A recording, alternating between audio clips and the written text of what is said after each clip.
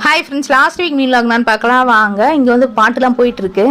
சரி, வீடியோ எதுவுமே இல்லை, அதனால் இந்த வீடியோ வந்து அப்லோட் பண்ணி ஆகணும்னு சொல்லிட்டு வாய்ஸ் கொடுத்துட்ருக்கேன். எங்கள் ஐயப்பா பூஜை நடக்குது போல், அதனால் கொஞ்சம் டிஸ்டர்பன்ஸாக தான் இருக்கும்.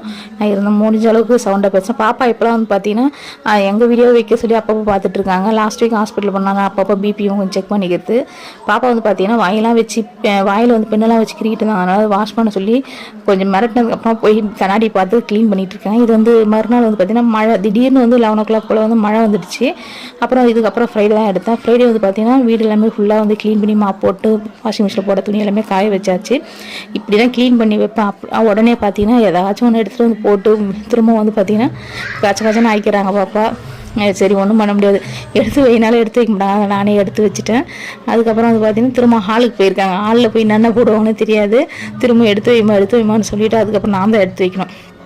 முடிஞ்ச அளவுக்கு அவங்க எடுத்து வைப்பாங்க, அப்படி இல்லைனா வந்து எடுத்து வைக்க மாட்டோமான்னு சொல்லிட்டு இருப்பாங்க. அப்புறம் டிவி பார்த்துட்டே வந்து சாப்பிட்டாங்க. அப்புறம் நைட்டு வந்து பார்த்தீங்கன்னா டின்னருக்கு வந்து சப்பாத்தி கேட்டாங்க. அதனால் சப்பாத்தியும் தக்காளி தூக்கில் வந்து முட்டை வந்து அப்படியே பொடி மாசு மாதிரி போட்டு அதில் வந்து மிக்ஸ் பண்ணிட்டேன். ஓகே ஃப்ரெண்ட்ஸ், இந்த வீடியோ பிடிச்ச மாதிரி லைக் பண்ணுங்கள், ஷேர் பண்ணுங்கள்.